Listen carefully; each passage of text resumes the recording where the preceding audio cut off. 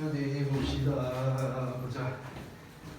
자, 아주 빨간 맛이구만. 뭐야 이거 이씨. 네. 뭐? 뭐야 이거?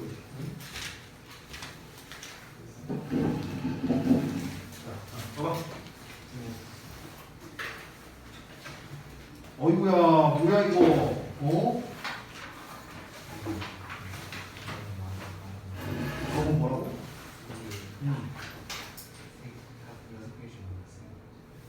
그건 내 맘이지. 어색한 거 좀. 아이고야. 알았어. 자, 봐봐.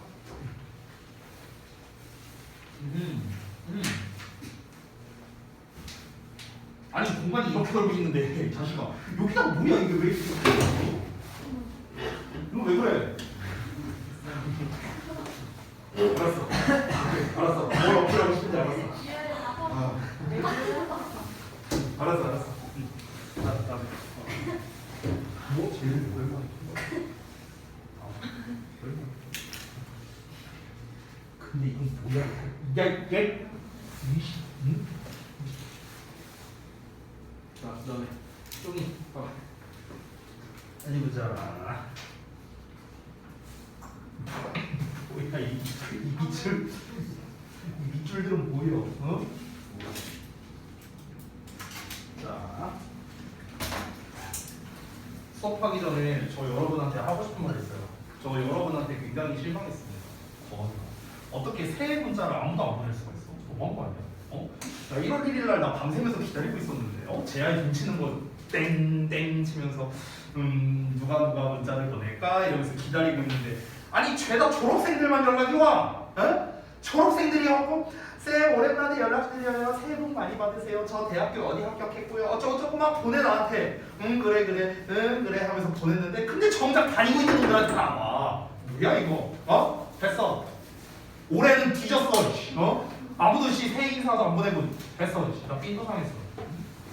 네? 올해는 아주 그냥 지옥을 보여줄게. 다 죽었어. 자, 아무튼간 뭐 새해가 됐는데 뭐 달라지는 거 없습니다. 뭐 그냥 우리 그냥 잘 지난주에 쉬다 그냥 온 것뿐이고요. 새해가 됐고 이제 진정으로 니네도 17이 됐으니까 열심히 해야죠. 자, 보겠습니다. 데일리 테스트 바로 피드백 할게요. 보시겠습니다. 지난번에 우리가 배웠었던 준동사 심화 파트고요. 하나씩 살펴봅시다. 명사와 동명사의 차이점 그리고 서로 바꿔 쓰는 방법에 대해서 설명하라 라고 되어 있습니다. 자, 여기 설명 나와 있는 그대로입니다. 동명사라는 녀석은 말 그대로 동사를 명사로 바꾼 거기 때문에 동사의 성질을 가지고 있지. 따라서 뒤에 목적어가 나올 수 있는데 명사라는 놈은 동사적 성질이 없으니까 뒤에 목적어를 쓰면 안 되겠죠. 그래서 이 둘을 우리가 동일하게 처리를 하려면 어떻게 해야 된다? 요 사이에다가 오브를 딱 하고 붙여주면 된다. 이런 얘기를 했었습니다. 이 녀석이 재작년 저동고에서도 시험에 나왔었다. 이런 얘기를 했었죠. 중요합니다. 그 다음에 두 번째, 의미상 주어에 대한 건데 자, 의미상의 주어는 무엇이다? 준동사의 주어를 말한다. 주어니까 당연히 준동사의 앞에다가 우리가 써줘야겠죠. 자, 그리고 세 번째, 투부정사, 동명사, 분사 이 세 가지를 나눠서 제가 써놨는데요. 자, 투부정사의 의미상 주어는 일반적으로 for 목적격으로 쓰는데 요딴 녀석이 앞에 나오면은 오브의 목적격으로 쓴다. 간략하게 봤고요. 그 다음에 동명사의 의미상 주어는 소유격 또는 목적격으로 쓴다. 이건 책에 아마 없었을 겁니다. 책에 없는데 제가 설명을 했었고요. 마지막으로 분사의 의미상 주어는요. 자, 분사라는 거는 형용사잖아. 그치? 그러면 형용사는 명사를 꾸며주죠. 그럼 이 꾸밈받는 명사, 즉 수식을 받는 명사가 의미상 주어가 된다. 또는 우리가 지난번에 배웠던 분사 구문의 경우 이때는 주격으로 우리가 주어를 표현한다. 이렇게 볼 수 있겠습니다. 자, 그다음에 마지막 세 번째, 준동사의 완료형, 수동형에 대해서 적절하게 빈칸을 채워라. 여기에서 쌤이 그때 어떻게 얘기했었냐면 완료형은 좀 중요도가 비교적 낮아요. 그래서 완료형 같은 경우는 여러분이 고등학교에서 내신 대비를 받을 때 그때 만약에 완료형에 대한 설명을 들었다면 그때 가서 학습해도 충분하다고 했습니다. 그런데 수동형은 아니에요. 얘는 평상시에 알고 있어야 됩니다. 얘는 시험 범위와 무관하게 나옵니다. 모의고사가 됐든 내신 시험이 됐든 간에 어디서든 나오니까 이 수동형이 특히나 중요하다고 얘기를 했어요. 어려운 거 하나도 없어요. 자, 완료형은요 의미가 두 개가 있었는데 기본적으로 우리가 to have pp나 having pp 이런 형태로 쓴다. 자, 의미는 기준이 되는 동사보다 먼저 일어난 일, 그래서 뭐뭐 했던 것 이렇게 해석하거나 아니면은 완료 그 자체의 의미로서 뭐뭐 해왔던 것 이런 식으로 해석이 되겠고요. 수동형 같은 경우는 이제 to be pp나 being pp나 이렇게 be pp를 추가해주면 된다고 했죠. 그래서 해석은 뭐뭐 하는 게 아니라 뭐뭐 되는 것, 뭐뭐를 당하는 것, 뭐뭐해지는 것 됐죠? 이런 식으로 해석하면 되겠다. 자, 그래서 이제 실전 문제 부분을 좀 볼 건데, 자, 여기에서 아주 그냥 난리가 났어요. 여러분이 푼 거에서. 자, 하나씩 보겠습니다. In developing a design, you have to take account of many factors. 이렇게 나왔는데요. 자, 하나씩 보겠습니다. 일단 우리가 좀 눈여겨서 봐야 될 게 developing 나와 있고요. 그 다음에는 뭐 별로 볼 게 없는 것 같습니다. 자, 여기에서 동명사가 나와 있죠. 앞에 전치사가 있으니까 전치사 뒤에는 명사를 써야 되잖아. 근데 그 뒤를 보니까 디자인이라고 나와 있어. 그러면 디자인이라는 요 형태는 명사잖아요. 그렇죠? 그러면 즉 ing 뒤에 목적어가 바로 나왔으니까 1번은 문제될 게 없는 거죠. 됐어? 만약에 디자인 앞에 of가 붙어 있었다. 그러면은 developing으로 쓰면 안 되겠죠. 명사형이 development로 써야 돼요. development. 2번 보겠습니다. The scientific discoveries should be proved by analyzing of the experiments. 여기 딱 나왔죠. 여기 봐봐. 뒤에 명사가 딱 하고 나왔는데 앞에 of가 있네? 그럼 어떻게 해야 된다? 동명사가 아니라 그냥 명사를 써야 된다. 얘기했었죠. 자, 그래서 이 analyze라는 거, 분석하다라는 뜻인데 A로 주셨어. 자, 여기서 우리가 이 analyze라는 표현 자체에 명사형을 어떻게 쓰냐면요. analysis라고 씁니다. analysis. 이게 이제 분석이라는 뜻의 명사예요. 그래서 이 형태를 몰라서 아마 틀린 분들이 좀 있을 것 같습니다. 그래서 analyzing을 analysis로 바꿔 쓰거나 아니면 of를 없애버려도 돼요. 그래서 만약에 여러분 답을 쓰셨을 때 of를 없애버린다고 쓰셔도 맞습니다. 이것도 정답이에요. 자, 그 다음에 3번. Not knowing French, she found it hard to communicate. 이렇게 나왔네요. 자, 일단 여기서 주목해야 될 거는 knowing이라는 부분, it이라는 부분, hard라는 부분, to communicate 이 4개나 됩니다. 이 짧은 문장에 하나씩 볼게요. 자, 일단은 여기 앞부분에 ing 형태가 나왔는데 여기서 콤마로 끊겼고요. 동사가 없습니다. 따라서 여기에 나와 있는 knowing은 분사 구문이라는 걸 우리가 알 수 있어요. 분사 구문. 자, 분사 구문은 쌤이 해석 방법 3가지를 알려줬었습니다. 첫 번째 뭐뭐 하면서, 두 번째 그리고 뭐뭐 하다, 세 번째 뭐뭐 때문에. 이걸 알려줬어요. 하나씩 대입해 보면 됩니다. 자, 프랑스어를 모르면서 조금 어색하죠. 그리고 프랑스어를 모른다? 더더욱 말이 안 되고요. 프랑스어를 모르기 때문에 그녀가 의사소통하는데 어려움을 발견했다. 됐죠? 그러면은 여기선 때문에를 해석하는 게 가장 적합하겠네요. 자, 어찌됐든간 지금 여기에서 knowing이라는 ing 형태가 나왔고요. ing는 능동형입니다. 능동형 뒤에는 내가 뭐가 와야 된다 했지? 승미야. 능동형 뒤에는 뭐가 오지? 아니, 나랑 무싸움하지 말고. 능동형 뒤에 오는 거. 능동형 뒤에, 수동형 뒤에는 안 와. 근데 능동형 뒤에는 와. 이게 뭐였지, 얘들아? 목적어였죠, 목적어. 됐어요? 수동형 뒤에는 목적어가 안 왔잖아. 그렇지?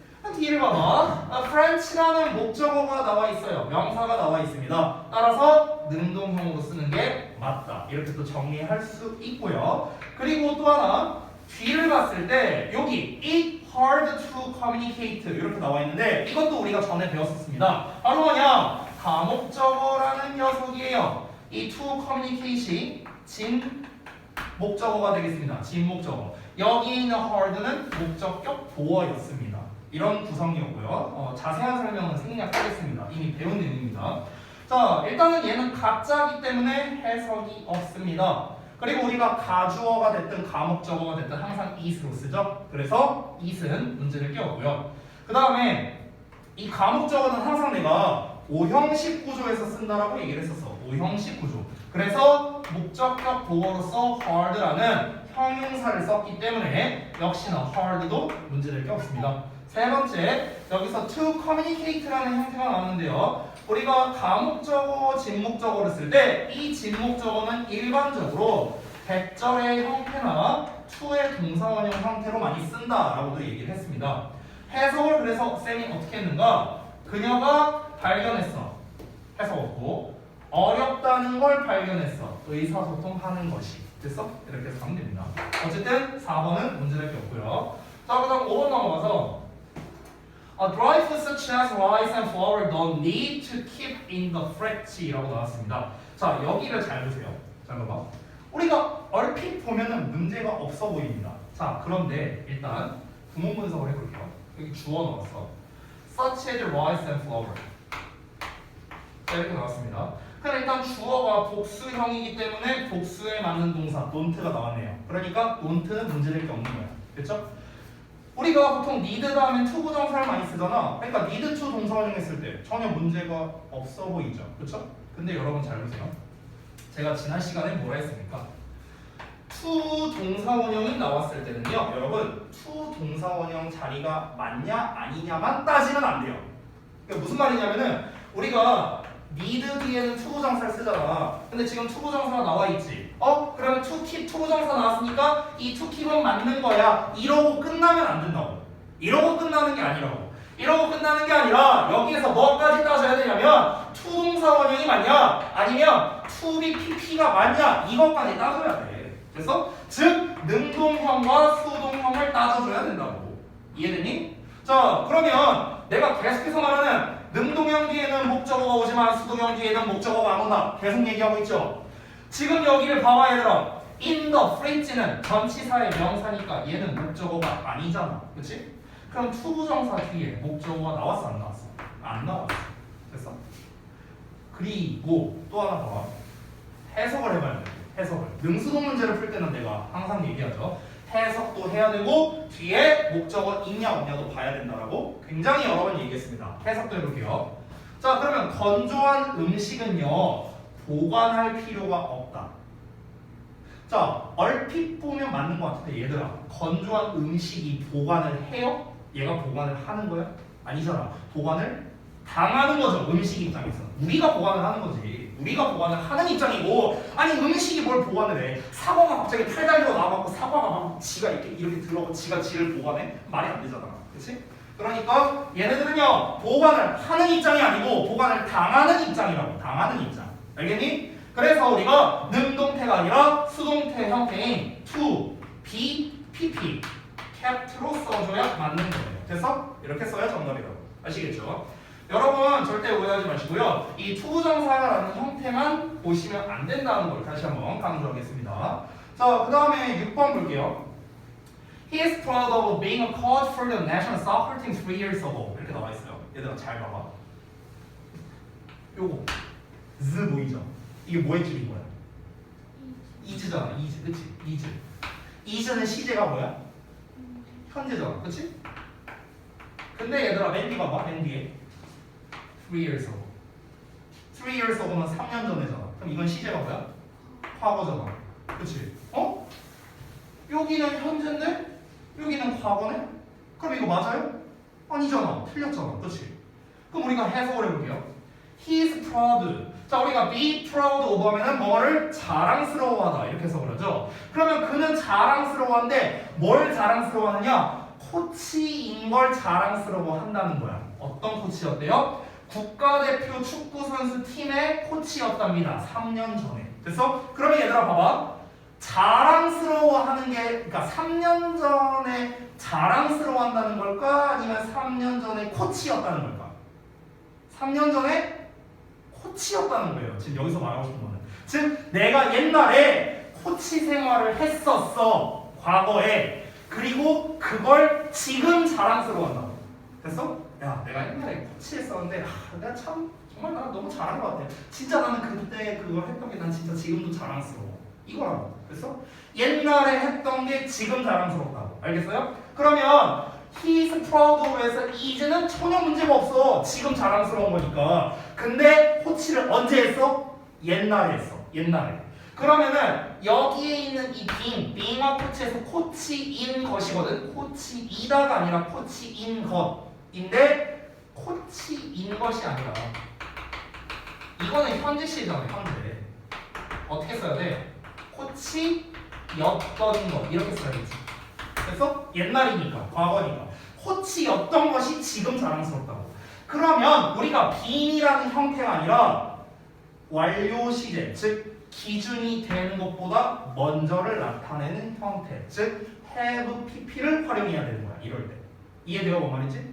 그러면 앞에 전치사 나왔으니까 여기는 명사 자리인데 동명사를 써서 having pp라는 having being이라는 형태로 써줘야 된다고. 이해돼요? 이거? 뭔 말인지? 성님 뭔 말인지 알겠어요? 잘 모르겠어? 아니 그럼 질문을 안 하고 뭔 말인지 모르면 자식아 왜 가만히 있어? 자, 다른 분들도 좀 어려울 수 있으니까 다시 한번 얘기를 해볼게요. 잘 들어봐. 어려울 수 있으니까.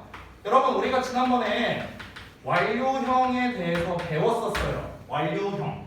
앞에 개념 테스트에 나와 있었잖아요. 여기 완료형 있잖아. 완료형. 그래서 이 완료형이 의미하는 건 뭐다?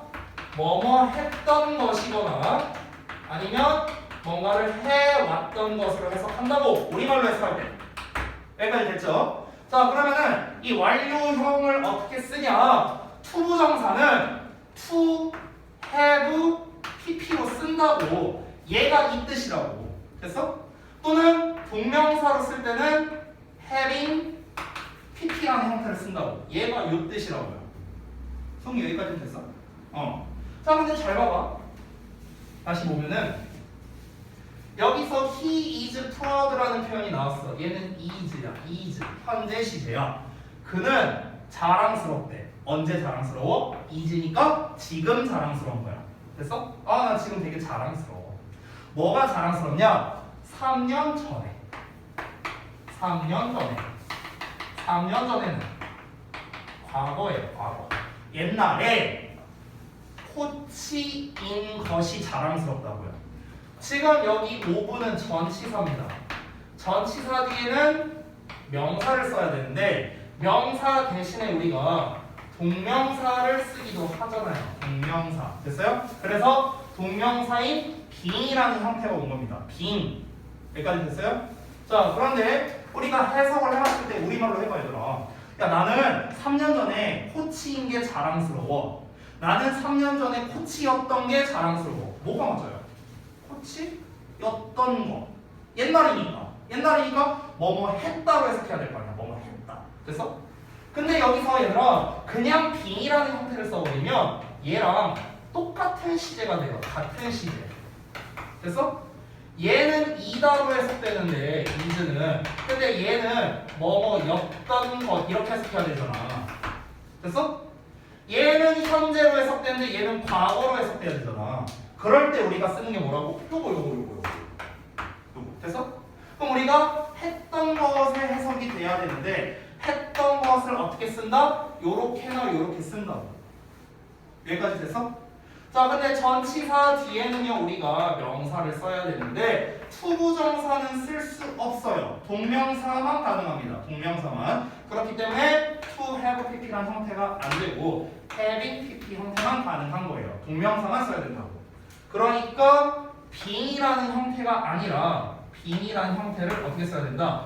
have pp랑 섞어서 써야 되는 거야. have pp랑. 아이고 반대로 썼네. ing라는 형태랑 have pp를 섞어서 우리가 having pp로 써줘야 된다고.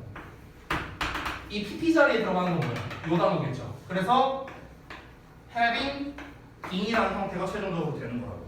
그럼 having being은 어떻게 해석해야 돼? 뭐뭐 였던 것 이렇게 해석하는 거야.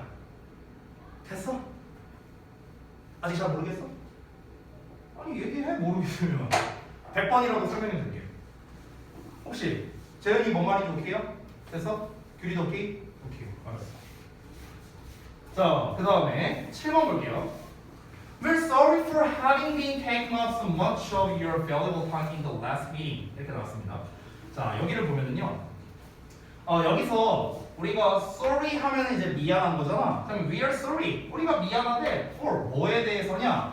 Having been taken up so much of your valuable time in the last meeting 이라고 나왔잖아. 이 take up이라는 게 차지하다라는 뜻이거든요. 그럼 뭘 차지한 거냐면 너무나 많은 너의 가치 있는 시간을 차지해서 미안하다고. 즉 쉽게 말하면 너의 너무나 소중한 시간을 뺏어서 죄송합니다 이렇게 얘기하는 거야. 됐어? 여기까지 됐죠? 자, 근데 여기에서 단서를 한번 볼게요. 자, 일단 R는 현재 시제입니다. 근데 여기에는 having pp로 나와 있네요. 그렇죠? having pp로 나와 있으니까 그럼 얘는 무슨 시제? 과거 시제가 되겠죠. 기준보다 먼저예요. 됐어? 그럼 여기에다 일단 과거 시제를 쓰는 게 맞냐? 이걸 먼저 따져볼게. 과거 시제를 쓰는 게 맞냐? 뒤를 보니까 in the last meeting이라는 표현이 나왔어. 지난 회의에서. 그럼 지난 회의니까 이거 과거 맞죠? 됐어? 그러니까 일단은 과거 시제를 쓰는 건 오케이. 여기까지 됐니? 근데 그 다음을 보니까 being taken up이라고 또 나왔어요. 그럼 여기 비동사의 pp가 나왔죠. 그럼 비동사의 pp가 얘는 뭡니까? 수동입니다. 수동. 됐어? 근데 수동 뒤에는 목적어가 나오면 안 된다라고 계속 얘기하고 있죠. 근데 뒤에 뭐가 나왔어? So much of your valuable time이라는 목적어가 나와버렸네? 그럼 얘는 어떻게 돼야 돼? 수동은 틀린 거죠. 됐어? 그러면 과거를 쓰는 건 맞지만 수동이 아니라 어떻게 써야 돼? 능동으로 고쳐 써야 되는 겁니다. 따라서 having been taken up이 아니라 그냥 having pp 형태인 having taken up이라는 형태로 바꿔줘야 되는 거예요. 됐어요? 이해됐습니까? 오케이. 힘들다.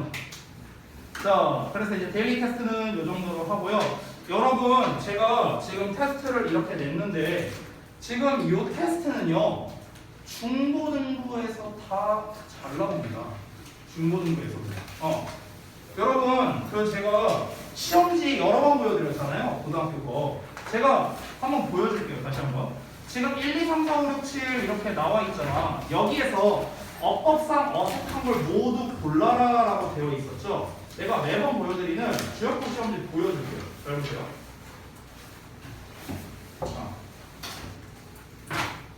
잘 봐. 내가 시험지 총 4개를 띄울게요. 4개. 1학기 중간고사가 요건가? 제가 지난 1년치 시험지를 다 보여줄게요. 지난 1년치 시험지.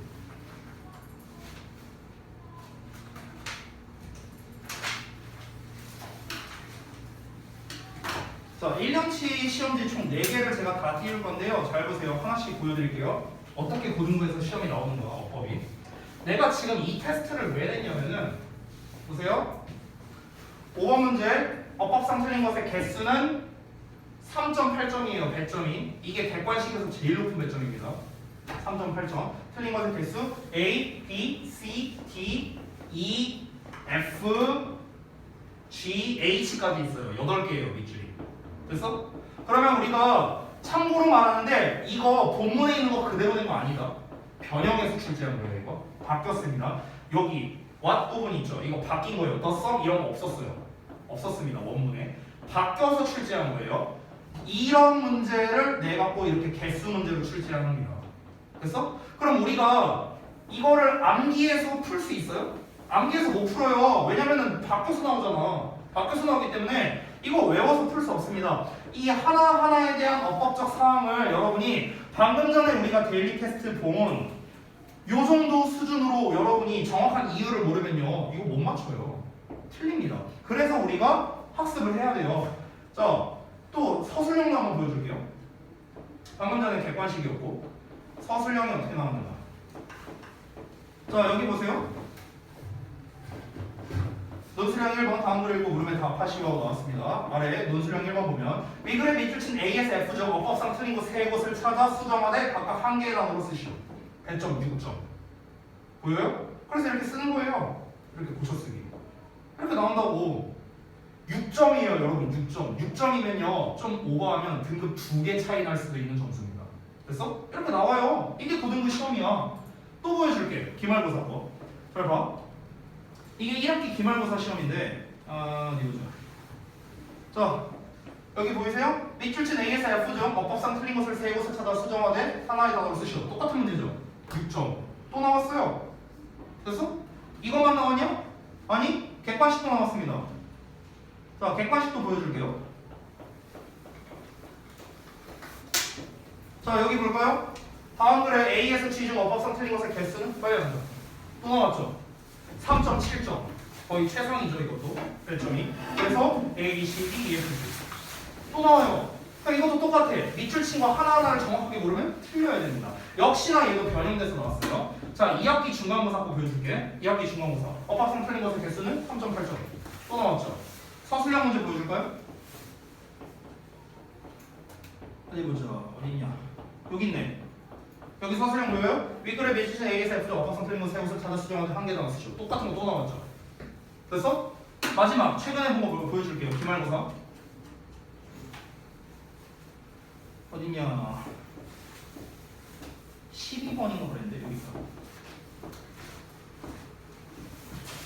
여기 보이십니까? 다음 글에서 A에서 G점 어법상 틀린 것의 개수는 3.7점 또 나왔죠. 지금 한 번도 안 빠지고 나왔어요. 한 번도 안 빠졌어요. 1년 4번 시험 동안. 서술형 또 보여줄까요? 어딨냐? 여기. 서술형 문제. 윗글에 A에서 F중 어법상 틀린 것 세 곳 찾아 또 나왔죠. 똑같은 문제가 4번 나왔어요. 1년 내내 나왔다고요. 이렇게 나와요. 고등부에서. 내가 지금 이제 샘플로서 주역 복권만을 보여줬는데 모든 학교 거 다 보려면 너무 오래 걸리니까 그래서 제가 주역 고등학교 걸로 하나만 보여줬는데 고등부에서 어떻게 나온다? 이렇게 나와요. 이렇게 나와. 그러니까 여러분 지금 너네가 아까 전에 풀었던 데일리 테스트 이런 유형이 있잖아요. 비슷한 유형이에요. 이게 비슷하게 낸 겁니다. 이걸 못하면요 여러분은 고등학교에서 무조건 최소 7점 까이고 시작하는 거예요. 7점 까이고 시작한다고. 7점 까이면요 1등급은 죽었다 깨나도 안 나와요. 죽었다 깨나도 안 나옵니다. 됐어? 그러니까 여러분이 이 전범위적으로 하나하나 여러분이 디테일하게 볼 줄 아는 그 눈이 필요한 거예요. 그거를 계속해서 훈련할 거고요. 알겠죠? 그래서 여러분 백지 테스트로서 우리가 매일매일 숙제를 하잖아요. 개념 테스트를 보고 있죠. 그래서 그것도 중요하고요. 여러분께서 지금 하고 있는 문제풀이 내가 시험에 어떻게 나온다 이런 방식으로 풀어야 된다 지금 다 알려드리고 있습니다. 수업 시간에. 그거를 여러분께서 계속해서 백지 테스트도 보고 그리고 시험에서 데일리 테스트에서 적용도 하고 이렇게 하지 않으면 안 늘어요. 너네가 숙제할 때도 이 방법을 적용해야 됩니다. 알겠죠? 안 그러면 실력 안 늘고 계속 제자리 걸음이에요. 그러면 내가 좀 여러분한테 미안한 얘기인데 너네 잘 나와야 3등급입니다. 고등학교 때 잘 나와야 3등급이고요. 3등급이면 갈 수 있는 대학 없어요. 없어요. 서울에는 없습니다. 그러니까 여러분 다시 한번 제가 강조합니다. 무조건 고1 때 우리 승부 봐야 돼요. 좋은 성적 나와야 돼. 고1 때 잘 받아야 돼요. 고1 때. 그러니까 여러분이 조금만 더 신경 써서 해주셨으면 좋겠어요. 저는. 알겠죠? 자, 데일리랑 요 얘기는 여기까지 하고요. 우리 다음 파트를 한번 볼게요. 오늘 할 게 Chapter 8 관계사 파트가 되겠습니다. 여기는 진도 나갈 게 사실 좀 많거든요. 아마 오늘 하루 만에 끝날 분량이 아닐 것 같아요. 이게 할 게 좀 많거든요. 그래서 한번 최대한 해보겠습니다. 책은요, 여기를 펴주시면 됩니다. 여기 페이지가 안 나와 있어서 여기를 좀 펴주시기 바랍니다. 관계사 지금 이 기본 설명만 지금 3페이지 나와 있거든요. 그리고 90쪽을 보면은 거기에는 이제 주로 나오는 시험 유형 2가지가 나왔습니다. that과 what을 비교하는 것, 관계대명사와 관계부사를 비교하는 것, 그 다음에 92쪽에는 또 that과 that을 비교하는 것, 마지막으로 복합 관계사까지 나와 있습니다. 버릴 게 단 하나도 없어요. 여기에서 단 한 개도 없습니다. 다 중요하고요. 굉장히 잘 나옵니다. 시험에 출제율이 아주 높고요. 특히 고1 때 잘 나오는 애들만 모아놨습니다. 여기에 이 교재에 정말 제가 오랜만에 이 책이 마음에 드네요. 그래서 여러분 할 게 많으니까 한번 가보겠습니다. 오늘 필기할 거 좀 많거든요. 그래서 좀 준비를 하시고 자, Chapter 8을 보겠습니다. 관계사. 일단 책에 나와 있는 것들을 이제 쭉 보면은 요걸로 이제 뭐 설명을 해드리긴 할 건데, 일단 책에 나와 있는 것보다는 일단 우리가 관계사를 공부하면서 정말 중요한 것들, 그러니까 이 개념만큼은 반드시 알아야 한다. 그리고 이거가 어떻게 시험에 나온다. 그래서 우리가 어떻게 풀어야 된다. 역시나 다 설명드릴 테니까 잘 따라오시기 바랍니다. 자, 여러분 사실 우리가 이 관계사라는 개념은요 중학교 2학년 때 처음 배웁니다. 그때 내신 시험을 보면은 뭐 주격 관계대명사, 목적격 관계대명사 뭐 이런 식으로 우리가 이제 시험에 출제되기도 합니다. 그만큼 이 관계사라는 건요 범위가 굉장히 넓고요. 우리가 이미 어렸을 때부터 배워왔던 개념인데, 근데 막상 관계사가 뭐냐라고 물어보면 대답할 수 있는 사람이 없어요. 그래서 제가 오늘 설명드릴 관계사에 대한 개념을 통해서 여러분께서 그냥 이 관계사를 끝내버리세요. 관계사에 대한 개념을 끝내버리세요. 알겠죠? 자, 관계사라는 거는요 일단 기본적으로 크게 관계 대명사와 관계 부사 두 가지로 나뉘어집니다. 그래서 제가 하나씩 갈 건데 오늘은 일단 관계 대명사를 기준으로 설명드리겠습니다. 너무나도 중요한 거요. 자, 첫 번째 관계 대명사. 사실 관계대명사라는 건 여러분이 정말 많이 들어봤을 텐데, 일단 이 관계대명사라는 용어를 한번 뜯어보겠습니다. 이 개념을 한번 볼게요. 개념. 자, 제가 이 관계대명사라는 용어를 다시 한번 써볼게요. 관계대명사는요, 관계라는 말과 대명사라는 말의 합성어잖아요. 그러면 여기에서 일단 관계라는 말이 있잖아요. 관계라는 건 뭐냐면요, 여러분 말 그대로 어떤 관련성을 말하는 거거든요. 쟤랑 나랑 관계가 있다라는 거예요. 관계가 있다는 건 어떤 연관성이 있다는 거겠죠. 연관성, 그렇죠? 연관성을 의미하는 거고, 이 연관성이라는 거는요, 쟤랑 나랑 연결되어 있다라고 봐도 됩니다. 나랑 교준이랑 관계가 있다는 건 뭐예요? 얘랑 나랑 관계적으로 연결되어 있다는 거잖아요. 그렇죠? 단절된 게 아니라 연결되어 있는 거죠. 그래서 연관성이라는 건 곧 연결성을 말하는 겁니다. 연결성. 자, 그럼 여러분 우리 영어에서 연결의 역할을 하는 건 바로 무엇입니까? 연결의 역할을 하는 건 바로 접속이 되는 거죠. 접속사라고 우리가 말하죠. 접속사. 우리가 흔히 그 인터넷 같은 걸 할 때 어딘가에 접속한다라는 표현을 쓰잖아요. 그 접속한다는 표현이 뭐냐면 우리 컴퓨터에 있는 서버와 그 해당 회사의 서버를 연결한다라는 개념이에요. 접속이라는 말 자체가 우리가 흔히 어딘가에 들어간다라고 알고 있는데, 들어가는 게 아니고요, 연결의 개념이에요. 연결의 개념. 아시겠죠? 자, 그러면 정리하면 이렇게 되겠네요. 결국 관계대명사라는 건 다시 한번 써보자면 접속사라는 녀석과 대명사라는 녀석의 결합된 버전이라는 걸 알 수 있습니다. 관계 대명사라는 건 하나의 단어야. 니네가 잘 알다시피 who, which, that 막 이런 단어들 있잖아. 이런 걸 관계 대명사라고 하잖아. 하나의 단어일 뿐이거든. 근데 그 하나의 단어는 하나인데 하는 역할이 두 개라는 거예요. 그래서 자, 근데 여기서 조금 더 세부적으로 가볼게. 접속사가 하는 역할이 또 별도로 있고 대명사가 하는 역할이 별도로 있단 말이야. 그거를 좀 구분해서 다시 써드릴게요. 접속사가 하는 역할은요, 방금 제가 써놨다시피 기본적으로 연결의 역할을 합니다. 연결. 문장과 문장을 연결해주는 역할을 하는 것, 다리 역할을 하는 것, 이게 접속사죠. 자, 접속사가 하는 역할이 하나 더 있습니다. 혹시 아는 분? 알면 숙제 줄여줄게. 맞추면. 문장과 문장을 연결해준다 말고 하나 더 있어. 접속사가 하는 역할. 목적어 대신. 목적어 대신해주는. 아, 목적어를 대신한다? 오, 말도 안 되는 소리죠. 뭐 접속사가 뭐 목적어를 대신해. 자, 접속사가 하는 역할. 아니, 배웠는데. 절을 만들자. 됐어? 절을 만드는 역할을 하죠. 절. 아니, that, since, because 이런 거 다 접속사 아니야? 얘네 뒤에 뭐가 나와? 주어, 동사 나와서 절을 만들잖아. 절. 됐죠? 절을 만드는 역할을 한다. 자, 그 다음에 대명사로 넘어갈게. 자, 대명사는 너네가 너무나 잘 알고 있어. 대명사는 뭐야? 명사를 대신하는 것이죠. 근데 여러분 잘 봐봐. 대명사라는 놈도 결국에는 명사거든. 이름에 써있다시피 명사를 대신하는 명사예요. 명사야, 명사.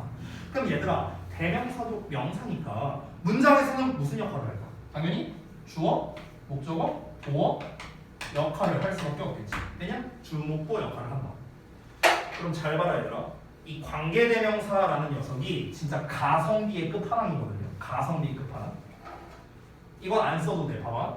그러면 얘들아, 관계대명사 줄여서 관대라고 쓸게. 그럼 이 관계대명사라는 건 하나의 단어야. 우리가 대표적으로 알고 있는 대과 같은 단어. 이런 게 관계대명사지. 그러면은 이 대시라는 하나의 단어가 문장과 문장을 연결해 주고요. 절을 만들어 주고요. 어떤 명사를 대신하면서 얘 자체가 주목보 역할을 하는 거예요. 됐어? 이 네 개 역할을 다 한다고. 이 한 단어가. 근데 이걸 안 쓴다고? 이렇게 가성비가 좋은데? 이 하나의 단어로 이 네 개를 다 할 수 있는데 이걸 안 쓴다고? 이렇게 가성비 탑인걸? 안 쓸 이유가 전혀 없어. 됐어? 그래서 관계대명사는 다시 한번 보다 문장과 문장을 연결해주고 절도 만들고 명사도 대신하고 주목보 역할을 할 수 있는 가성비 끝판왕. 이게 바로 관계대명사입니다. 됐어? 접속사와 대명사 역할을 동시에 한다는 게 바로 이런 의미입니다. 보통 책에는 여기까지 나와 있거든요. 여기까지 나와 있는데 각각의 역할에 대해서는 안 나와 있어요. 책에는요. 그래서 자세하게 설명을 드렸습니다. 그래서 관계대명사라는 게 무엇이냐라는 개념을 한번 알아봤고요. 자, 두 번째로 넘어가겠습니다. 두 번째. 이 관계대명사라는 게 그 특징, 그 이제 개념 특징이라고 쓸게요. 제목을요. 그래서 여기 괄호 1번으로 쓰겠습니다. 괄호 1번. 자, 괄호 2번 갈게요. 관계대명사를 기준으로 앞에는 어떤 형태가 오고 뒤에는 어떤 형태가 오는가 이거를 좀 나눠서 제가 좀 써보겠습니다. 자, 다시 한번 줄여서 관대라고 쓸게요. 관대. 자, 그러면 관계대명사의 앞쪽을 한번 살펴볼 겁니다. 여러분, 관계대명사는 다시 한번 뭐다? 대명사야, 대명사. 명사를 대신하는 거거든. 그러면 대신할 명사가 앞에 있어야 될 거 아니야. 따라서 앞에는 명사가 나옵니다. 앞에 명사가 나오는데 우리가 이 명사에다가 이름을 붙여줬어요. 자, 이 명사는 관계대명사 앞에다가 썼죠. 앞에 썼으니까 관계대명사보다 먼저 나오는 말이다 라고 해서 우리가 이걸 한자로 풀어서 선행사라고 부릅니다. 선행사. 착한 놈이 아니고요. 선, 먼저 행하는 말이다 이런 뜻입니다. 얘보다 먼저 왔잖아. 그렇지? 그래서 우리가 선행사 이렇게 표현하는 거예요. 자, 선행사, 즉 명사인데 이 선행사는 종류가 두 가지로 나뉘어집니다. 아주 심플해요. 이 명사가 사람이냐 아니면 사람이 아니냐 이렇게 두 종류로 나뉘어집니다. 심플하죠? 자, 그래서 관계대명사 앞쪽을 기준으로 우리가 가볍게 봤습니다. 다시 한번 관계대명사 앞에는 명사가 온다. 이때 이 명사를 우리가 선행사라 부르고 사람이냐 아니냐 두 종류로 나눌 수 있다. 이렇게 봤습니다. 자, 그 다음에 세 번째 갈게요. 자, 관계대명사의 앞쪽을 살펴봤으니 이제는 뒤쪽을 살펴보겠습니다. 자, 앞부분도 다시 한번 써볼게요. 명사, 즉 선행사가 나오고요. 자, 관계대명사가 뒤에 나옵니다. 자, 뒤쪽은 어떻게 나올까요? 뒤쪽. 아까 제가 말했다시피 관계대명사는 절을 만들거든요. 절. 그래서 뒤에는 이렇게 쓰입니다. 일반적으로 주어, 동사가 나오거나 아니면 동사, 목적어 이렇게 나옵니다. 좀 이따 설명해 줄게요. 자, 그래서 지금 뭐가 완성됐냐면 이 덩어리가 완성이 됐습니다. 이 덩어리 안에는 뭐가 들어있는지 한번 여러분 잘 보세요. 주어, 동사가 들어있습니다. 또는 동사가 있는데 선생님 여기 이 동사에 대한 주어는 어디 있어요? 그 주어는 얘가 할 수 있습니다. 얘가 주어 역할을 할 수 있어요. 왜? 여기 써있잖아. 주어 역할. 됐어? 주어, 동사, 목적어 또는 주어, 동사, 목적어 됐어? 이렇게 쓰일 수 있다는 거야. 어찌됐든 간 이 덩어리 이름은 뭐예요? 절이죠. 절. 주어, 동사 있는 덩어리니까 절이야. 자, 그런데 이 덩어리가 하는 역할이 뭐냐는 거야. 이 덩어리 하나하나 놓고 보면 대명사고 명사고 동사잖아. 하나씩 놓고 보면. 근데 이 덩어리가 하는 역할은 뭐냐고. 이 덩어리는 앞에 나와 있는 명사를 꾸며주는 역할을 합니다. 이 선행사를 꾸며주는 거야. 그럼 얘들아, 명사를 꾸며주는 건 누구지? 형용사죠. 근데 그 형용사라는 한 단어가 꾸며주는 게 아니잖아. 덩어리가 명사를 꾸며주고 있어. 즉 절이 꾸며주고 있다고. 절. 그러면 이 덩어리는 어떤 역할을 한다? 형용사 절의 역할을 한다. 이렇게 말할 수 있는 거야. 형용사 절. 됐어? 덩어리가 형용사니까 형용사 절이라고 부르는 거야. 여기까지 되니? 오케이? 자, 그러면 가장 중요한 우리말로 해석을 어떻게 하느냐? 해석은 뭐뭐 하는으로 해석하면 돼요. 뭐뭐 하는. 됐어? 응. 자, 쌤이 쉬운 예시 하나 보여줄게. 잘 봐봐. 예를 들어서 명사를 하나 썼어. 이렇게 써보. 자, 관계대명사 that을 이렇게 썼어. 그 다음에 내가 주어 동사 써볼게. 주어 have 동사 이렇게 썼어. 그러면은 우리가 해석을 어떻게 하는 거야? 이 덩어리가 앞에 있는 명사를 꾸며주는 거야. 그럼 내가 가지고 있다 이러면 안 되겠죠. 해석을 할 때. 내가 가지고 있는 책 이렇게 해석하면 되는 거야. 됐어? 내가 가지고 있는 책. 됐죠? 어려운 거 하나도 없습니다. 참고로 말하는데 관계대명사 개념 및 특징에서 이 3번이 제일 중요합니다. 이 3번에서 제가 아직 덜 설명한 게 있는데 한 가지만 더 말씀드릴게요. 잘 보세요, 여러분. 여기 관계대명사가 얘가 주목보 역할을 한다라고 제가 아까 써놨죠. 여기다가. 그럼 여러분 잘 보세요. 위에 버전에서는 지금 뭐가 없어요? 목적어가 없죠. 그렇죠? 그러니까 이 관계대명사가 목적어 역할을 하는 거야. 아래에는 뭐가 없어? 주어가 없죠. 그렇지? 그래서 이 관계대명사가 주어 역할을 하고 있는 거예요. 됐어요? 여기까지 됐죠? 그래서 주어, 동사, 목적어, 주어, 동사, 목적어 이렇게 되는 거라고. 여기까지 되니? 자, 그러면은 지금 관계대명사를 빼고 얘를 빼고 여기 뒷부분만 봐봐. 여기만 봐봐. 여기만. 관계대명사 빼고 여기만 보면 어떠냐? 얘는 주어, 동사 뒤에 목적어가 없고요. 얘는 동사, 목적어, 즉 주어가 없습니다. 즉 이 문장 형태가 어떻습니까? 주어나 목적어가 빠져 있죠. 그렇죠? 즉 명사 하나가 빠져 있는 형태가 됩니다. 명사가 빠져 있어요. 명사가 빠져 있는 문장이 되죠. 그렇죠? 여기는 목적어 자리에 명사가 없고 주어 자리에 명사가 없으니까. 됐어? 자, 이렇게 명사가 빠져 있는 문장을 우리가 뭐라고 부르냐? 그 유명한 불완전한 문장이라고 부르는 거예요. 불완전한 문장. 완전하지가 않잖아. 목적어도 없고 주어도 없으니까. 됐어? 불완전한 거죠. 그래서 불완전한 문장이라고 부르는 겁니다. 됐죠? 이 3번의 중요한 관계대명사의 특성이 다 들어있고요. 이걸 모르면 관계대명사 문제를 못 풀어요. 못 풀어. 그래서 사실 3번 내용이 가장 중요합니다. 관계대명사 학습할 때요. 요것만큼은 여러분이 반드시 알고 있어야 돼요. 이 3번 내용만큼은요. 1, 2번 까먹어도 돼요. 내가 과감하게 말할게. 1, 2번 중요합니다. 물론. 하지만 까먹어도 돼요. 근데 3번은 알아야 돼요. 이건 모르면요. 문제를 못 풀어요. 문제를 못 풀어. 자, 4번 갈게. 여기다 쓸게요. 마지막입니다. 자, 4번 특징은 뭐냐면요. 관계대명사는 선행사와 그리고 격에 따라 형태가 달라진다는 겁니다.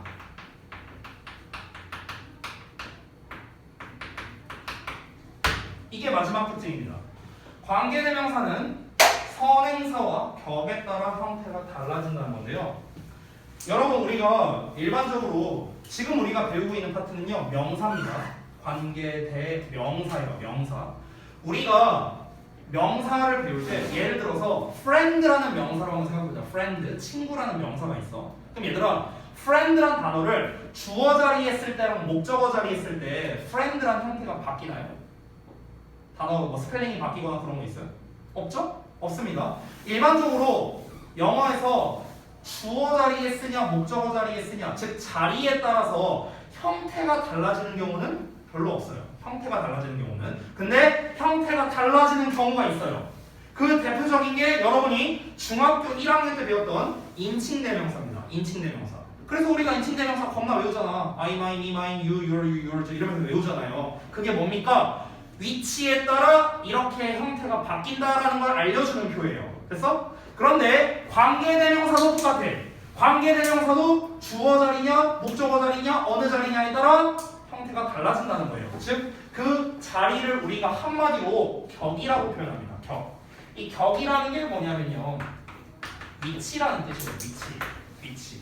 너네 주격, 목적격 이런 말 많이 들었잖아. 주격이 뭐야? 주어, 위치라는 뜻이야. 주어 위치에서는 이렇게 써. 이게 주격이야. 목적격은 목적어 위치에서 이렇게 써. 이게 목적격이란 뜻이야. 됐어? 즉 위치에 따라서 형태가 달라지고 또 하나 앞에 나와 있는 선행사. 선행사는 종류가 두 개였죠. 이거에 따라 또 형태가 달라진다는 겁니다. 됐어요? 이 형태는 제가 필기를 안 하겠습니다. 왜냐면 이거는 이미 여러분이 배운 내용이고요. 책에 나와 있는 내용을 참고하셔도 됩니다. 책에 어디 나와 있냐면요. 그 저기 페이지가 안 써 있는데 여기 나와 있습니다. 여기 그 다음 페이지 넘겨보면 여기 나와 있어요. 여기 표 보이시죠? 네, 거기에 나와 있습니다. 이미 여러분이 배운 내용이야. 이미 여러분이 배운 내용이기 때문에 제가 이 부분은 별도로 필기하지 않겠습니다. 자, 그래서 여기까지가 관계대명사의 기본 개념과 특징이었습니다. 근데 여러분 지금 잘 보세요. 이거 필기하면서 지금 이 버전으로 필기 나와 있는 거 하나도 없습니다. 책에. 이 버전으로 나온 제가 쓴 이 순서대로 나온 거 없어요. 저 외워서 쓴 겁니다. 여러분도 똑같이 쓸 줄 알아야 돼요. 저랑요. 오늘 백지 테스트가 특히나 중요할 겁니다. 알겠죠? 자, 그래서 관계대명사의 일단 기본적인 거를 이제 하나씩 알아봤는데, 자, 그러면 이 관계대명사의 개념 특징을 알아봤으니까 이제 그 밖의 것들을 하나씩 한번 확인을 해보겠습니다. 자, 이 2번 동그라미 2번을 쓸 건데, 동그라미 2번부터는요 되도록이면 책에 나와 있는 순서에 맞춰서 한번 써보도록 하겠습니다.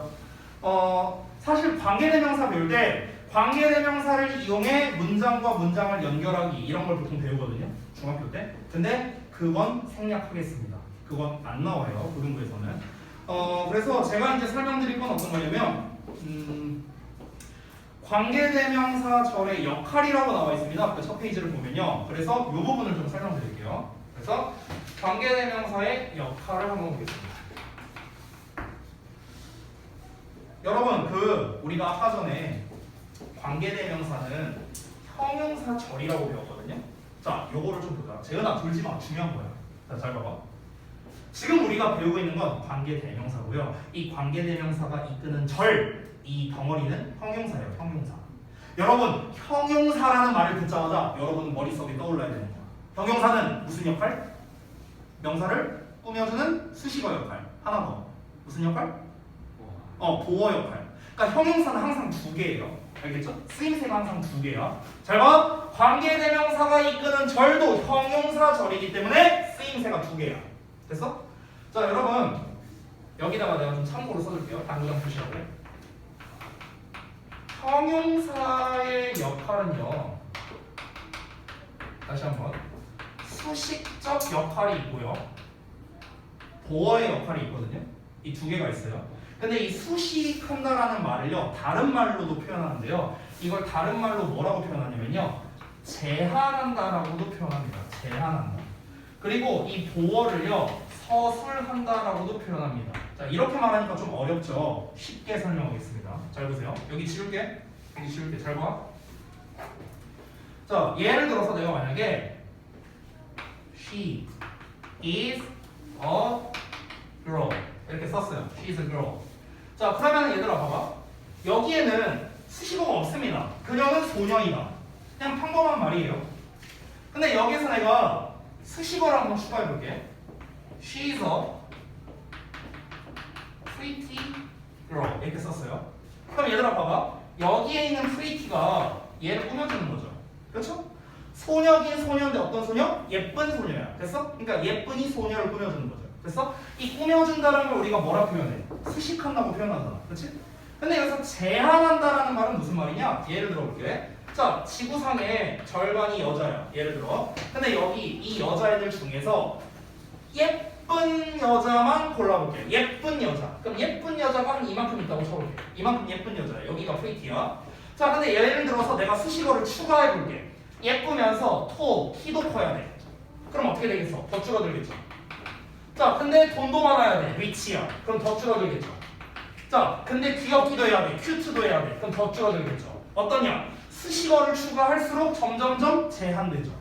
됐어? 그래서 수식한다라는 건 결국 제한한다라는 말과 똑같은 거예요. 이해돼요, 말인지? 오케이. 자, 그리고 서술한다가 보어랑 똑같다? 이거 뭔 말인지 좀 보여드릴게요. 잘 보세요. 예를 들어서 비슷하게 She is pretty 이렇게 써볼게요. She is pretty. 여러분들 여러분이 이제 많이 헷갈리는 것 중에 하나가 이 보어라는 개념을 이제 좀 많이 헷갈려하는데 기본 학습을 할 때 이 보어라는 개념은요 어떤 상태를 표현하는 말을 우리가 보어라고 하거든요. 상태. 그럼 잘 봐봐. 내가 이걸 한 단어씩 잘라서 해볼게. 한 단어씩 잘라서. 우리가 보통 she is pretty 해석할 때 그냥 그녀는 예쁘다 이렇게 해석하고 말잖아. 아주 자세하게 해볼게요.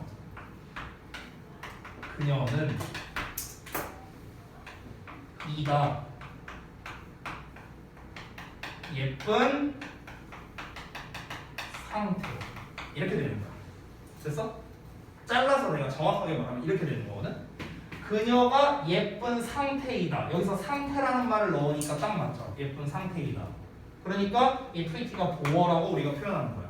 여기까지 됐니? 이게 보어라는 개념이야. 다시 돌아가서. 그럼 얘들아, 여기서 서술한다는 말이 있는데 서술한다는 건 쉽게 말하면요 뭐뭐다로 해석이 된다는 거예요.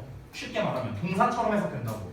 우리가 she is pretty 할 때 해석 어떻게 합니까? 그녀가 예쁘다라고 해석하잖아. 그렇지? 그러면 마치 pretty를 어떻게 해석했어? 뭔가 꾸며주는, 그러니까 예쁜이라는 상태로 해석한 게 아니라 예쁘다라고 이렇게 자연스럽게 해석이 되잖아요. 그렇죠? 마치 동사처럼 해석이 되죠. 동사처럼. 그죠? 그래서 이렇게 우리가 동사처럼 뭐뭐다라고 해석하는 상태를 서술한다라고 이렇게 표현을 합니다. 됐죠? 자, 여기까지가 형용사의 역할의 기본을 설명한 겁니다. 그러면은 돌아가서 볼게요. 자, 그러면 관계대명사도 역할이 두 가지가 있는데 첫 번째 제한적 용법이라는 게 있어요. 제한적. 그럼 제한적이라는 건 뭐야 얘들아? 여기 제한이란 말 들어가 있지. 그러면 결국에는 꾸며주는 거랑 똑같네요. 됐어요? 즉 제한적 용법이라는 거는요 관계대명사가 이끄는 덩어리가 앞에 있는 명사를 꾸며주는 이런 형태. 우리가 방금 전까지 배운 거 이게 제한적인 의미가 되는 거예요. 꾸며주는 거라고. 꾸며주는 거. 됐어? 그래서 우리말로 해석할 때는 어떻게 한다? 다시 한번 뭐뭐하는 이렇게 해석하는 거예요. 됐어? 자, 근데 이 제한적이라는 말의 반대가 되는 게 바로 계속적이거든. 계속적.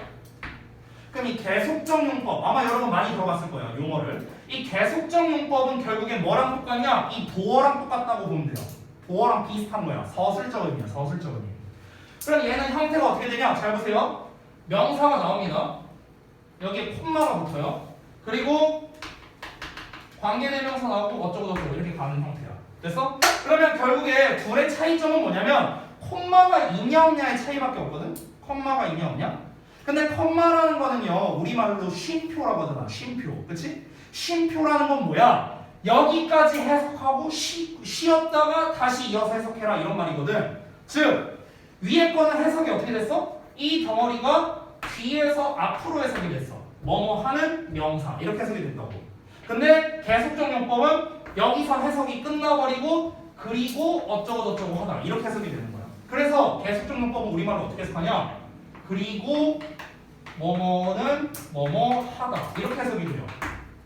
됐어? 그럼 얘들아 여기 해석 봐봐. 수식은 니은자 받침, 리을자 받침, 뭐뭐의 이렇게 해석하거든? 우리말로? 이렇게 해석해. 그래서 내가 아까 전에 프리티 해석 어떻게 했어? 예쁜이라고 해석했잖아. 예쁜 니은자 받침 끝났지. 왜 나 졸고 있어 이 자식 들어가 샹게? 자 예쁜으로 해석한다고. 예쁜. 근데 얘는 해석 어떻게 했어? 예쁘다라고 해석했잖아. 얘는 예쁘다라고 해석했고 얘는 예쁜으로 해석했다고. 똑같아. 다른 게 없어. 얘 봐봐. 뭐뭐하는 니은자 받침 끝나지. 얘 해석 어떻게 돼? 그리고 뭐뭐하다로 끝나잖아. 됐어? 똑같다고요. 다른 게 없어요. 다른 게 없다고. 차이점은 뭐다? 콤마가 있냐 없냐의 차이밖에 없다고. 콤마가 있냐 없냐. 됐어? 자 여기에서 추가적으로 중요한 거 하나만 말씀드리고 잠깐 쉬었다 할게요. 잘 보세요. 자 여기에서 이 계속적 용법에서 특징이 하나 있는데 이 계속적 용법에서 관계대명사를 쓸 때는요 대시랑 what은 사용할 수 없습니다. 됐어요? 이게 은근히 좀 나와요. 고등부에서 은근히 자주 나오진 않는데 은근히 좀 시험에서 나오기 때문에 체크를 해놨습니다. 우리가 흔히 이제 중3 때 배우는 내용이에요. that은 쓸 수 없다. 근데 that뿐만 아니라 what도 쓸 수 있습니다. who도 가능하고 which도 가능하고 심지어 whos도 쓸 수 있어요. 그래서 일반적인 주격, 목적격, 소유격 다 쓸 수 있는데 that과 what은 쓸 수 없습니다. 이 짝퉁 관계대명사들은 쓸 수 없다는 거 참고하시면 되겠습니다. 됐죠? 자, 잠시 쉬었다가 이어서 좀 보도록 할게요.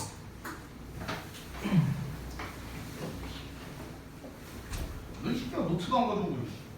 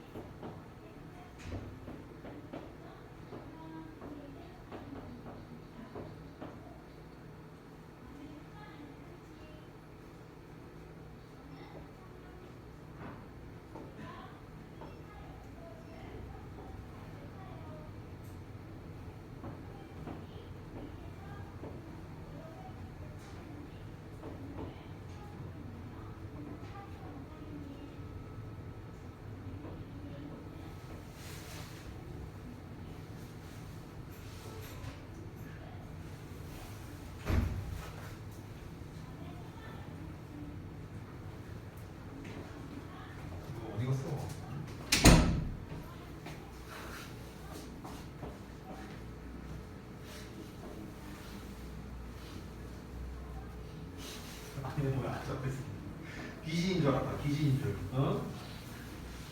이거 봐, 이거 봐. 어? 이거 봐. 이게 딱 이게 흔적이야. 돈 흔적 이 자식아. 이게 뭐야 이게 이런 거 백집해서 어떻게 본다. 아 이거 봐라 이거. 어? 야 진짜 이거 봐 이거 봐. 이거 진짜 싫어. 이거 봐. 이거 자식. 뭐야? 이딱 지금 흔적 나오잖아. 넌 자식아 씨 아까 너 편집도 잘했네. 너는 시도 졸고 있는 자식아. 어? 자, 이어서 볼까요?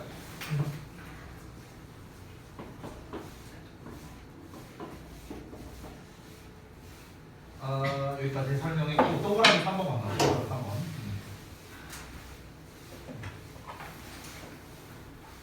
아니 뭐 한다고 이렇게 졸아나 다들. 어? 아유, 자, 4번. 야, 갈 길이 멀어. 야, 우리 지금 한 페이지도 못했어요. 지금 이거 한 페이지. 어? 자, 들어와. 자, 3번 갈게. 3번은 관계대명사 와시다.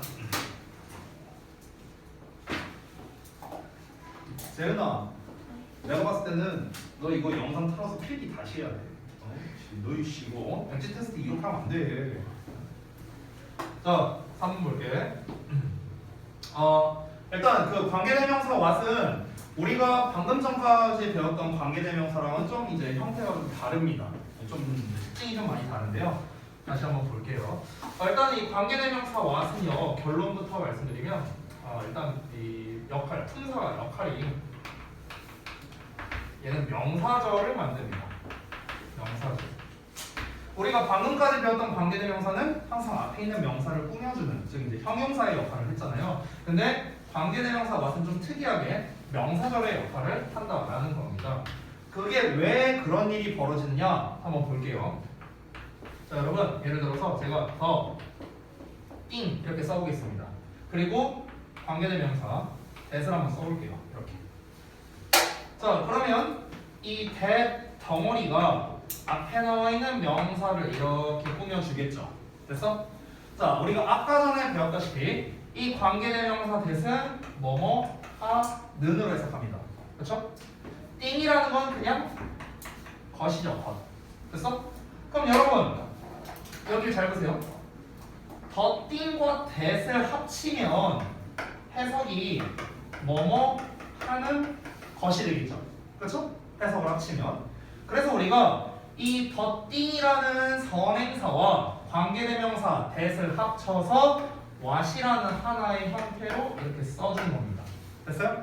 그럼 뭐뭐 하는으로 해석하는 게 아니라 뭐뭐 하는 것으로 해석하기 때문에 얘는 형용사가 아닌 명사의 역할을 한다는 거예요. 명사의 역할. 됐어? 여러분 지금 이 that 뒷부분은 아까 여기 물결 자리는 불완전한 문장이 왔었죠. 그쵸? 근데 이 더 띵 that을 what으로 치환한 거잖아. 그러니까 마찬가지로 what 뒷부분도 똑같이 불완전한 문장이 오겠죠. 이해됐나요? 여기가 불완전한 문장이니까 똑같이 그냥 바꾼 거예요. 그냥 바꾼 거. 됐어? 그래서 이 what이라는 형태는 우리가 흔히 책을 보면요 선행사를 포함한 관계대명사 이렇게 설명이 나와 있어. 선행사를 포함한 관계대명사. 관계대명사와 선행사를 합쳐서 what이라는 단어로 하나 바꾼 거잖아. 그렇지? 그러니까 이 what이라는 단어 안에는 선행사, 더 띵과 관계대명사 that이 포함되어 있는 이런 형태가 된다라는 겁니다. 자, 그래서 다시 한번 해석이 어떻게 되느냐? 뭐뭐 하는 것이라는 형태로 된다라는 겁니다. 그렇죠? 자, 그럼 명사의 역할을 하니까 당연히 문장에서는 주어, 목적어, 보어 역할을 할 수밖에 없겠죠. 주목적 역할을 하겠죠. 그렇죠? 자, 요 정도로만 하고 what은 넘어가도록 할게요. 자, 그래서 지금까지 제가 설명드린 게 한 페이지 설명이었어요. 한 페이지. 자, 그 다음에 이제 그 두 번째 페이지를 볼 건데 두 번째 페이지에는 관계대명사의 격 변화에 대한 게 나와 있거든요. 근데 이 부분은 설명을 제가 과감히 건너뛰겠습니다. 여기는요. 고등부에서 나올 만한 건 소유격 정도예요. 소유격 정도. 나머지는 안 나옵니다. 그 다음에 격 변화표 나왔는데 이거는 여러분이 이미 알고 있는 내용이라 생각하기 때문에 안 하겠습니다. 자, 그리고 그 아래 보면은 관계대명사 절의 위치라고 나와 있습니다. 이 부분은 조금 중요하겠죠. 자, 이거는 뭐 어렵게 생각할 거 없어요. 위치를 보겠습니다. 여러분 잘 생각해봐. 그냥 어렵게 생각할 게 전혀 없어요. 다시 한번 관계대명사는 앞에 명사 나오고 관계대명사가 나오고 그 다음에 절이 나옵니다. 그래서 내가 지금 이걸 되게 많이 쓰고 있는데 이 덩어리가 이렇게 꾸며주는 역할을 하죠. 이게 관계대명사의 위치잖아. 근데 여러분 잘 생각해봐. 잘 봐봐. 이 명사, 이 꾸밈받는 명사를 봐봐. 꾸밈받는 명사. 이 명사는 결국에는 주목보 중 하나겠죠. 명사니까요. 그럼 얘가 예를 들어 주어라고 쳐볼까? 그러면은 관계대명사 덩어리 이 이후에는 여기에 뭐가 나오겠어? 당연히 동사 나오겠죠. 됐어? 그러니까 결론적으로 보면 관계대명사 덩어리의 위치는 주어와 동사 사이에 낀 이런 형태가 되겠네요. 됐어? 이런 첫 번째 경우가 있고요. 두 번째 하나 더 써볼게. 자, 명사, 관계대명사 어쩌고 나왔어. 똑같이 썼어. 자, 이렇게 해서 또 얘를 꾸며줘. 자, 근데 이번에는 이 명사가 목적어 역할을 한다고 쳐볼게요. 목적어 역할. 얘가 목적어야. 그러면은 앞에는 뭐가 나오겠어? 주어, 동사 뭐 이렇게 나오겠죠. 됐니? 어렵게 생각할 게 전혀 없어요. 그러니까 꾸밈받는 명사가 주어냐 목적어냐 보어냐 이거에 따라서 위치가 달라지는 것 뿐입니다. 기본 위치는 똑같죠. 되니? 지금 그거예요. 책에 나와 있는 게 그거야. 책에 막 길게 나왔어. 선행사가 주절의 주어인 경우 이거야. 1번 케이스 주어인 경우. 두 번째 선행사가 주절의 보어나 목적어인 경우 여기 됐어? 앞에 주어 동사 나온다. 됐죠? 이렇게 생각하시면 됩니다. 자, 그래서 지금 책에 나와 있는 관계대명사는 사실은 책 기준으로는 제가 설명을 다 드렸거든요. 책 기준으로. 사실 지금까지 제가 설명드린 관계대명사는요. 한 30% 설명했습니다. 30%. 아직 반도 안 한 거예요. 엄청나게 많아요. 관계대명사에 대한 설명은. 근데 사실 제일 중요한 건 아까 관계대명사 개념 및 특징 쓸 때 내가 괄호 3번 쓴 거 있죠. 괄호 3번. 그 내용이 제일 중요합니다. 오늘 그것만 알아가면 돼요. 그게 제일 중요하기 때문에 제가 그 나머지 70%에 대한 거는 설명을 생략하겠습니다. 만약에 나중에 중요하게 나온다면 그때 가서 설명드리도록 할게요. 자, 그 다음에 두 번째 넘어가서 관계부사를 보겠습니다. 관계부사. 자, 이제 여기를 지우고요. 2번으로 쓸게요. 2번 관계부사. 자, 그러면 똑같이 갈게. 관계부사 1번 개념 특징 똑같이 갑니다. 자, 아까 우리가 관계대명사는 접속사와 대명사의 결합된 버전이다 라고 했었죠. 관계부사는 그러면 어떻게 했습니까? 관계부사는 똑같이 여기다 그냥 바로 쓰겠습니다. 관계 플러스 부사잖아요.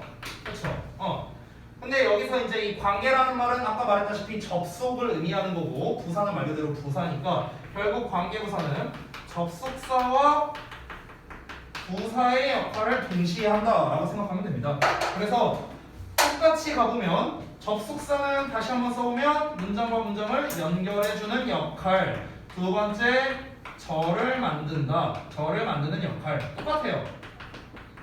자, 근데 부사라는 녀석은 하는 역할이 여러분이 잘 알다시피 동사나 형용사나 부사나 문장을 수식하는 역할을 하죠. 그렇죠? 이게 부사가 하는 역할이잖아. 근데 그러면서 일반적으로 시간, 장소, 이유, 방법 등등등을 나타낸다. 이게 또 이제 부사가 하는 역할이죠. 됐나요?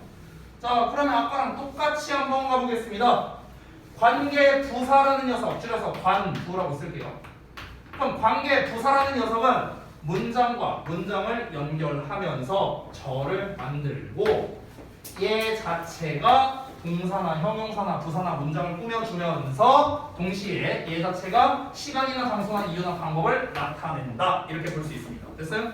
역시나 가성비 짱이죠. 됐죠? 자, 그래서 첫 번째 관계부사에 대한 거 한번 알아봤고요. 두 번째, 자, 아까 전에 이제 그 순서 똑같이 가볼 거예요. 2번 관계대명사 앞에는 뭐가 오느냐 이런 걸로 아까 했었죠. 자, 관계부사도 똑같이 갑니다.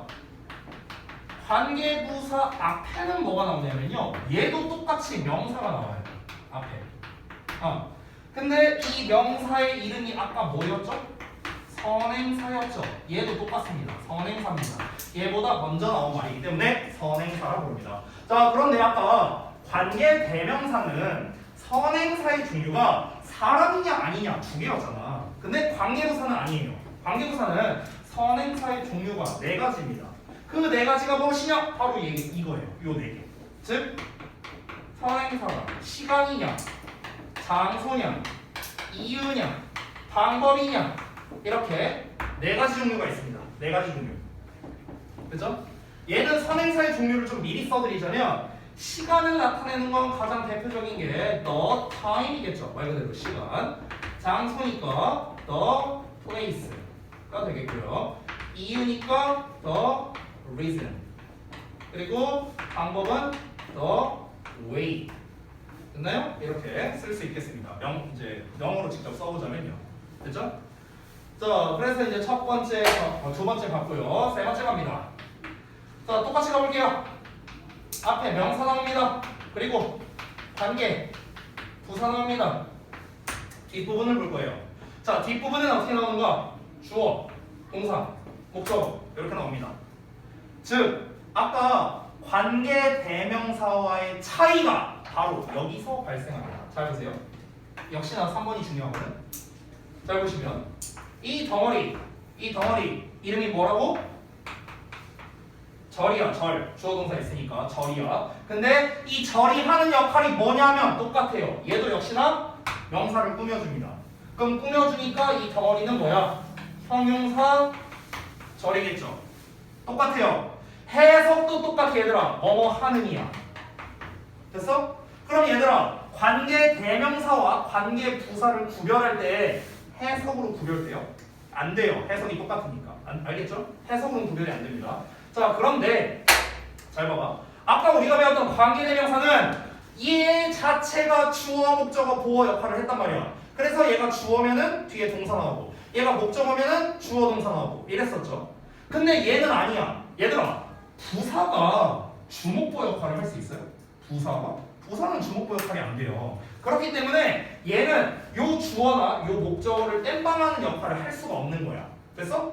그렇기 때문에 관계 부사는 뒷부분에 하나도 빠짐이 없는 문장, 그러니까 명사가 빠져있지 않죠. 그렇게 완전한 문장이 나오게 되는 거야. 완전한 문장. 됐어요?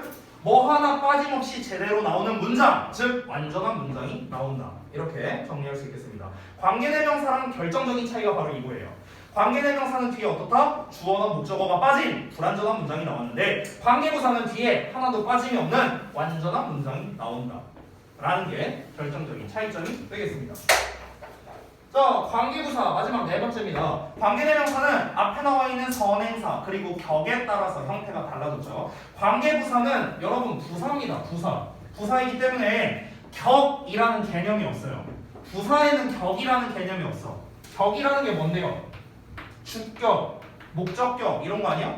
주격은 뭐야? 주어 자리. 목적격은 뭐야? 목적어 자리야. 근데 언제부터 부사가 주어나 목적어 자리에 있어요? 안 되잖아. 그러니까 격이란 개념이 없는 거예요. 아시겠죠? 즉 관계부사는요 그냥 단순히 선행사에 따라 형태가 달라진다. 됐어요? 선행사가 시간이냐 장소냐 이유냐 방법이냐에 따라서 관계부사의 형태가 달라진다라는 겁니다. 자, 이거는 몇 개 안 되니까 그냥 써볼게요. 자, 우리 시간 너무나 잘 알고 있죠? 관계부사 when, 장소는 where, 이유는 why, 방법은 how 이렇게 씁니다. 그렇죠? 자, 그래서 관계부사의 기본적인 개념 특징 네 가지를 알아봤는데 이 네 가지에 한 개만 더 쓸게요. 5번 쓸게요. 5번. 한 개만 더 쓸게. 자, 이건 니네가 이미 배운 내용이거든요. 중3 때. 어떤 거냐면 관계부사를 쓸 때 when, where, why는 다 WH로 시작하는데 얘만 그냥 H로 시작하잖아. how만. 그렇죠? 그래서 얘만 특이한 게 있습니다. 어떤 거냐면요. the way와 how는 함께 사용이 안 된다라는 겁니다. 이건 여러분이 이미 알고 있는 내용일 겁니다. the way와 how는 함께 쓸 수 없습니다. 그럼 어떻게 해야 돼요? 둘 중 하나만 씁니다. 하나만 써요. 그러니까 the way만 쓰거나 아니면 how만 쓰거나 둘 중 하나만 써야 된다는 거야. 둘을 동시에 the way, how 이렇게는 쓰지 않는다라는 겁니다. 됐죠? 자, 그래서 관계부사의 1번 개념 및 특징에 대해서 알아봤고요. 책에서는 이러고 끝났거든요. 근데 지금 이 기본 개념에서 제일 중요한 건 3번입니다. 뒤에 완전한 문장이 온다고요. 요게 제일 중요하고요. 자, 그 다음으로 중요한 거를 써볼게요. 2번 갑니다. 2번은 뭐냐면요. 관계 대명사와 관계 부사와의 관련성을 보여줄게요. 이 2번은요. 시험에 직접적으로 관련성이 있습니다. 시험 포인트라고 보셔도 돼요. 2번은요. 그래서 아주 중요합니다. 참고로 이 2번 내용이 어떤 거냐면요. 그 다음 페이지 넘겨보면 90페이지 포인트 2번에 있는 내용입니다. 관계대명사 대 관계부사 나와있죠? 지금 이 내용을 설명하려고 하는 겁니다. 자, 한번 가볼게요. 자, 잘 보세요. 자, 관계대명사와의 관련성을 보여주겠습니다. 관계대명사 vs 관계부사로 써볼게요. S. 자, 이거는요, 제가 예문을 보여주는 게 빠를 것 같거든요. 그래서 예시를 하나 써볼 테니까 한번 잘 따라오세요. 예시로부터 시작합니다. 예시. 자, 예를 들어서 내가 이곳이 내가 사는 집이야. 자, 이걸 한번 영어로 써볼게요. 이곳이 내가 사는 집이야. 이곳이 주어 뭐뭐이다. is 집 the house. 자, 집이긴 집인데 어떤 집? 내가 사는 뭐뭐 하는 나와있죠? 관계대명사 써야겠죠. 자, 관계대명사 대세 내가 사는 리브까지 썼어요. 자, 그런데 여기서 끝이 아닙니다. 여기서 리브로 끝나면은 이제 잘못된 문장이고요. 여러분, 우리가 집을 살다가 아니라 집에서 살다라고 하잖아. 집에서. 에서라는 말이 들어가야 돼요. 에서. 그 에서가 in이죠. 됐어? 이러고 끝납니다. 자, 이렇게 문장을 완성했습니다. 그래서 지금 형태를 보시면 여기 the house라는 명사 나왔고요. that이라는 관계 대명사 나왔고요. 그 다음에 주어 나왔고 동사 나왔습니다. 됐어요? 근데 여기 in이라는 전치사가 나왔죠. 됐어? 전치사 뒤에는 뭘 써야 되지? 명사를 써야 되죠. 근데 명사가 없네요. 됐어? 이 명사가 빠져있는 어떤 문장? 불완전한 문장. 됐어? 그래서 이 전치사에 대한 목적어 역할을 하는 게 바로 이 that입니다. that. 됐어? 이 that은요, 참고로 미안해요. 이 that 말고 위치로 쓸게요. 그냥 제가 위치로. 죄송. 사람 아니니까 위치로 쓰겠습니다. 자, 다시 한번. 그래서 지금 전치사 뒤에 명사가 안 나와 있는 불완전한 문장이기 때문에 관계대명사 위치를 썼습니다. 근데 여기서 잘 보세요, 여러분. 여기서 우리가 어떻게 쓸 수 있냐면 이 전치사로 이렇게 끝나는 경우는 이 전치사가 별로 좀 꼴보기 싫어서요. 얘를 어떻게 할 수 있냐면 이 전치사를 관계대명사 앞으로 보낼 수도 있어요. 관계대명사 앞으로. 그럼 이제 어떻게 되겠습니까? This is a house. in이 앞으로 왔으니까 in which가 되겠죠. 됐어? in which I live. 이렇게도 쓸 수 있는 거예요. 됐어? in을 앞으로 보낸 거야. 됐어? 문법적으로 문제가 없습니다. 왜 문제가 없냐면 전치사 뒤에 뭐 쓴다고? 다시 한번 명사 써야 되죠. 근데 이 위치 이름이 뭐예요? 관계 대명사잖아. 명사. 그러니까 전치사 뒤에 명사 온 거잖아. 그러니까 문제가 전혀 없는 거야. 됐죠? 문법적으로 문제 없습니다. 자, 근데 잘 보세요, 여러분. 이 상태에서 한 번 더 바꿔볼게.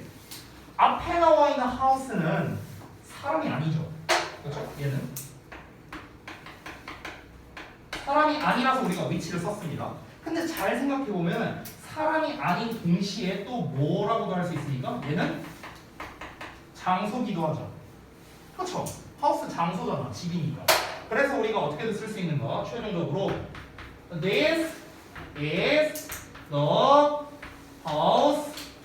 이 in이치라는 전치사 더하기 관계 대명사를 한 단어로 써서 어떻게? where 이렇게도 쓸 수 있어요. where 다시 쓸게요. where. 됐어? I live 이렇게 완성이 됩니다. 됐나요? 그러면 최종적으로 우린 뭘 썼습니까? 관계 부사의 형태를 썼네요. 관계 부사. 되니? 그러면 얘들아 잘 봐봐. 관계부사를 쓸 수 있는 조건이 되는지 보겠습니다. 앞에 장소에 관련된 선행사가 나왔고요. 장소에 관련된 선행사. 그리고 뒤에 관계부사 where 썼고요. 관계부사. 자, 관계부사 뒤에는 완전한 문장이 나와야 된다 했죠? 그래서 주어, 동사, 일형식 동사, live가 나왔기 때문에 일형식으로 완전한 문장이 나왔습니다. 됐나요? 그러니까 전혀 문제될 게 없죠. 되셨어요? 그러면은 우리가 지금 예문으로서 제가 보여드렸는데 결론을 여기다 한번 써보겠습니다. 결론. 그러면 결론을 좀 짓자면요. 관계부사를 어떻게도 쓸 수 있냐면요. 전치사 플러스 관계 대명사로 쓸 수도 있다는 게 바로 결론입니다. 이게 결론이야. 됐어? 근데 여러분 여기서 오해하시면 안 되는 게 반대로 가는 거는 그러니까 관계부사에서 전치사와 관계대명사로 나눠 쓰는 거는 항상 가능합니다.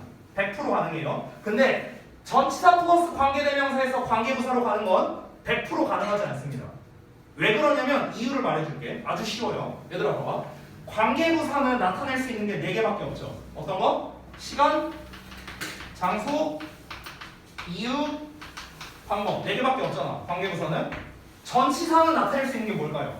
전치사는 시간, 장소, 이유, 방법, 목적, 조건, 양보, 원인, 결과 등등등등등. 이건 다 전치사로 나타낼 수 있어. 됐어? 그럼 예를 들어서 전치사가 원인을 예를 들어 결과를 나타내는 뭐 어떤 as라는 전치사가 나왔다고 쳐봐. 예를 들어서. 그럼 얘를 어떻게 바꿔? 결과에 대한 표현이 없잖아 여기에는. 그렇지? 그러니까 여기에서 여기로 가는 거는 100% 가능한 게 아니라고. 근데 여기에서 여기로 가는 건 100% 가능해요. 됐어요? 이게 이제 차이점입니다. 자, 그러면은 여러분 개념 설명은 다 했거든요. 이 관계대명사와 관계부사 개념 설명은 다 했습니다. 그러면 얘 갖다가 시험에 어떻게 낼까? 얘 갖다 시험에 어떻게 낼까? 실제 원문에는 이렇게 줍니다. 예를 들어 원문에 이렇게 준다고 쳐볼게. This is the house where I live. 이걸로 줬어.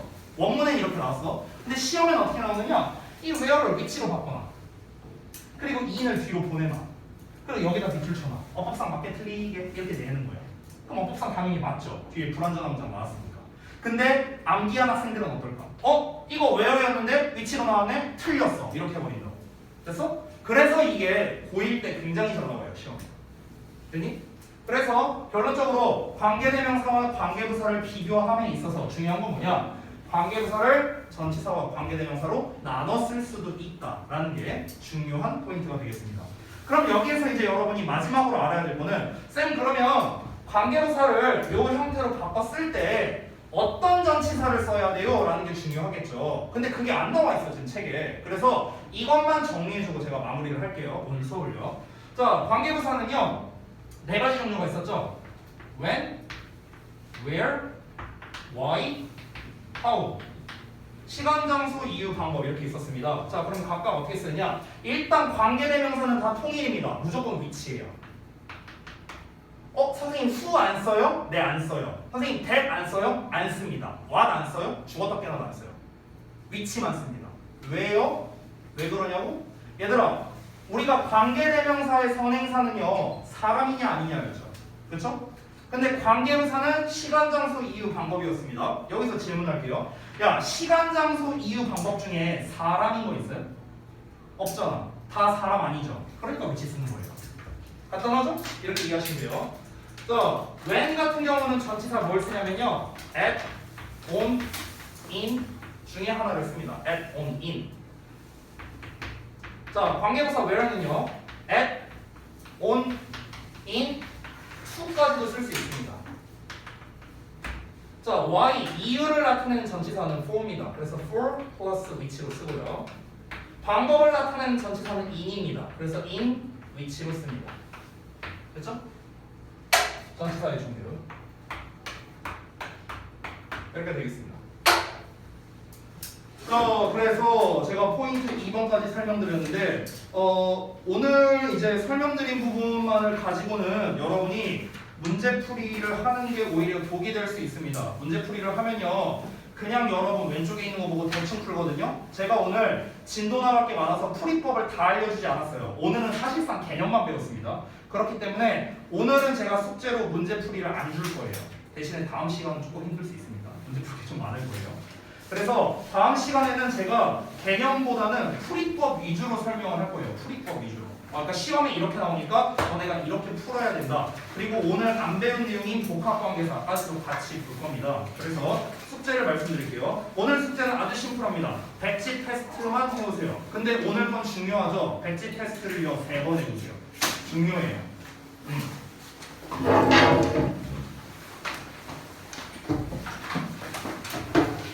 오늘 잠깐만요. 1월 4일이나?